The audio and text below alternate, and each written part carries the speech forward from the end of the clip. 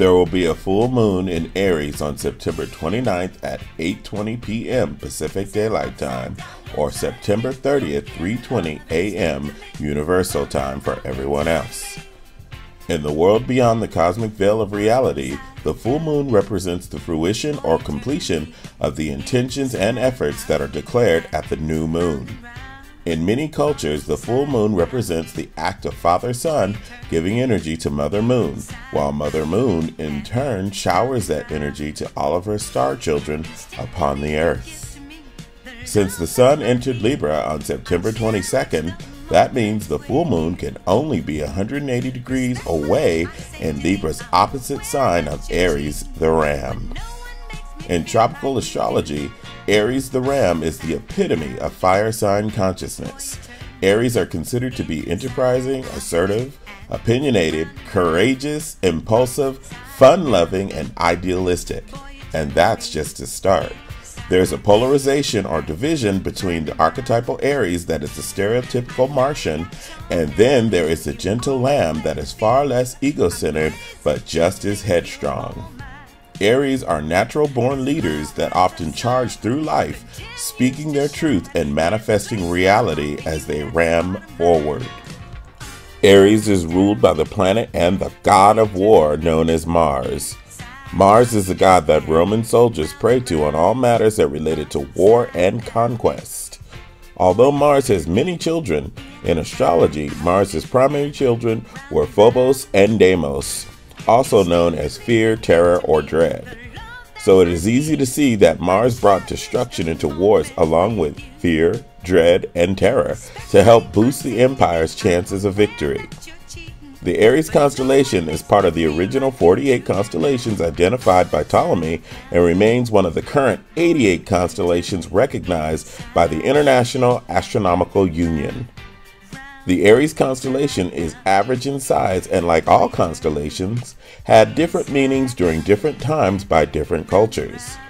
Aries was once known as a farmhand, known as the Golden Fleece in Greece, and known as Amun-Ra in ancient Tasseti and Kemet, the land commonly known as Egypt in the modern world.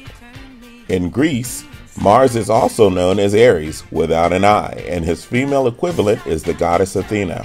The city of Athens, Greece is named after Athena, where her statue and temple stand supreme.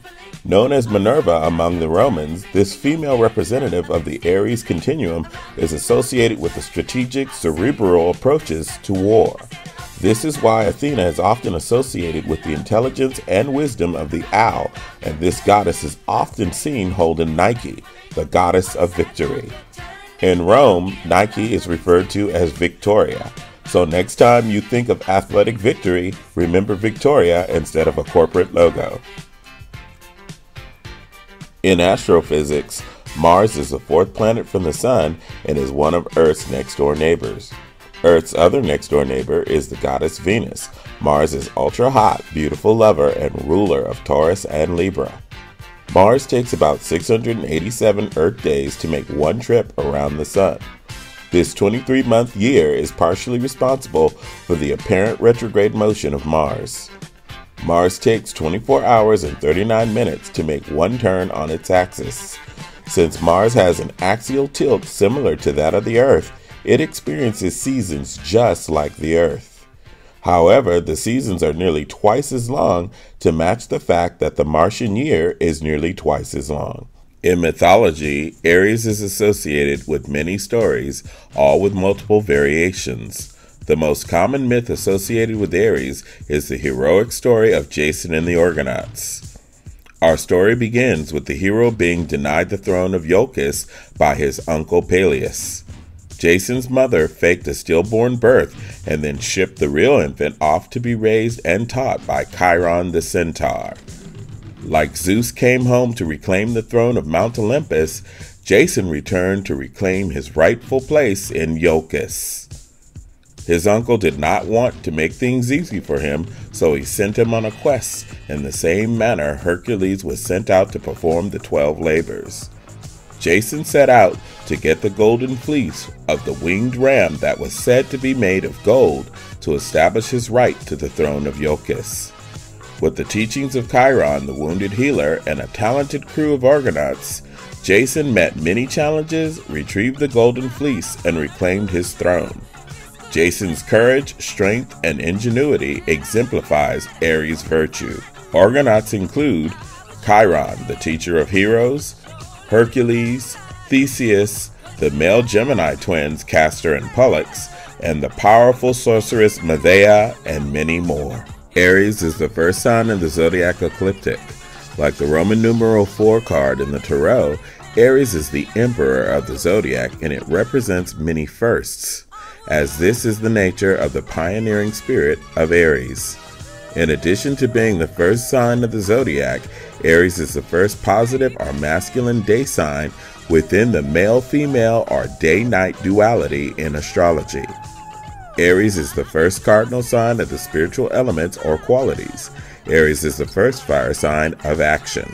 Since Aries represents the first house of the zodiac, this is considered to be the house of self. So the zodiac sign that is in the first house on a natal chart greatly influences how others perceive your personality. On the opposite side of the zodiac lies Libra in the 7th house.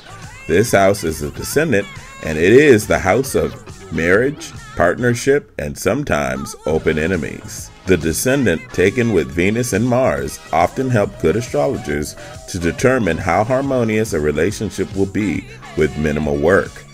The 1st and the 7th house are in perfect equilibrium, as one determines personal relationships and interactions, and one deals with partnerships, friendships, and the spirit of cooperation.